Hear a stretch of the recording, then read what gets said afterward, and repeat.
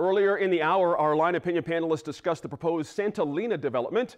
Supporters say the plan will provide housing and business space to meet future needs as Albuquerque grows. But opponents have expressed concerns about water use and whether the population projections for the proposed project are accurate. There are many issues to consider when planning for the future of any city, and a big one is transportation. The Mid-Region Council of Governments recently released a plan for transportation needs in 2040, and our producer Sarah Gustavus sat down with a transportation planner to learn how we might get around decades from now. Aaron Sussman, thanks for being with us today. Thank you for having me. You're a senior planner at the Mid-Region Council of Governments. You worked on this transportation plan for quite a while. I have a question. Are we going to be driving a lot of cars in 2040?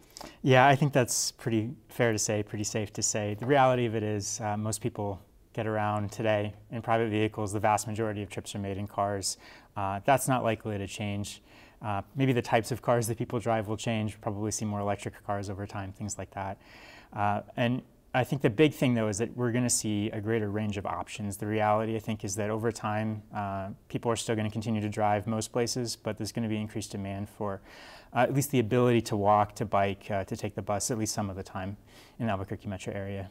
You surveyed folks in the area and you found that. And so how does demand become reality where those types of transportation are easily accessible? Sure. So one of the things that was really interesting and really surprising to us about putting this Metropolitan Transportation Plan together was that there's a lot of research that's been done nationally about changing preferences and changing travel behavior.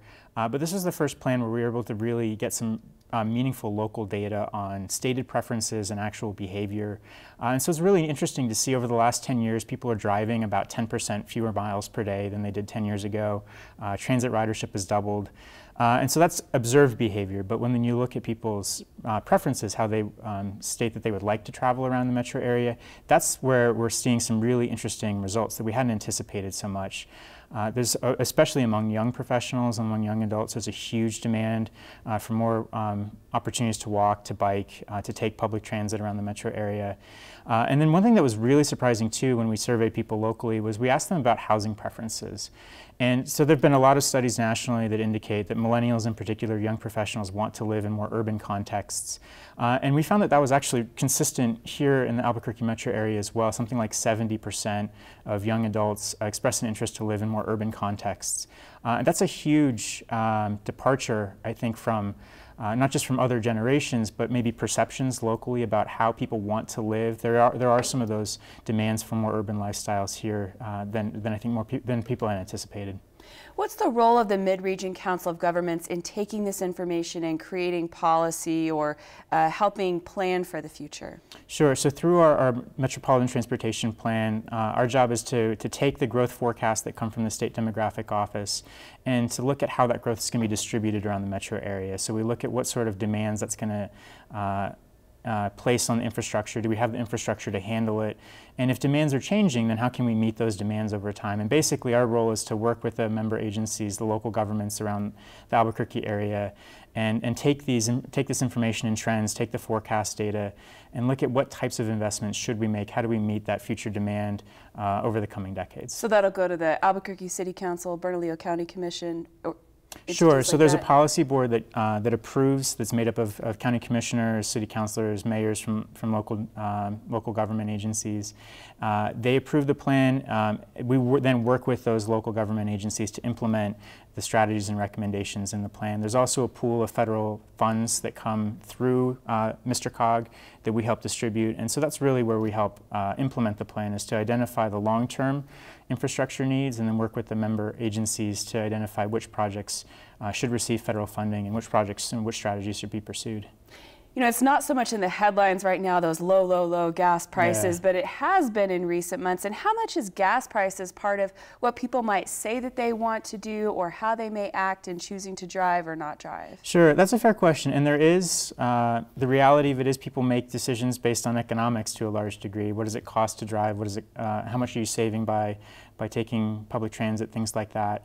But what we do see over the really long term, if you look back 30 years into the past, what are the impacts of fluctuating gas prices on driving behavior and the amount of driving that individuals make or how much driving takes place in an individual day, an individual year, those things kind of wash out over time. And so this sort of more recent shifts over the last decade towards fewer miles traveled per person, that may sort of flatten out very short term, but that's likely to continue longer term because we do see some changes in lifestyle. You did mention infrastructure a moment ago, and I've heard there's a growing concern about our infrastructure needs and whether or not we're maintaining it. How does that fit into this transportation plan? Yeah, one of the key takeaways of this plan, and one of the things that's really different about today versus previous planning efforts, is this emphasis on preserving the infrastructure that we already have. Rather than building new roads and new lanes. And the reality of it is there's an aging infrastructure across the entire state. And the amount of money that's being generated to maintain that infrastructure is either flat or it's growing by a very small amount. So there's this growing gap between the needs just to maintain the existing infrastructure versus the revenue that's available, the funds that are available to actually invest in our infrastructure. So one of the things that we're seeing is that agencies are in fact focusing more on maintaining the infrastructure that we already have. There's much more of an emphasis on kind of concentrating energies on preserving the existing roadway network rather than expanding endlessly.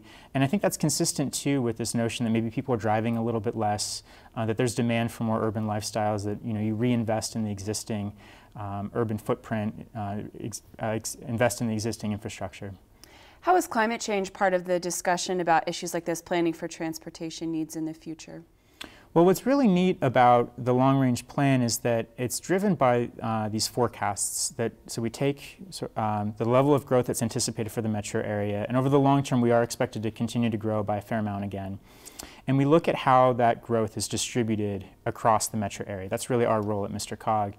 And what's interesting about those growth projections is that it's not just useful for projecting future travel demand. We can use that same set of projections and look at things like, based on the distribution of growth, are we seeing more growth in places that may be at risk to forest fires? And if we know through climate change impacts that the incidence of forest fires is likely to increase. So if there are locations that may be at greater risk, maybe we should think about how do we make our region more resilient by minimizing the level of new growth that takes place in those locations.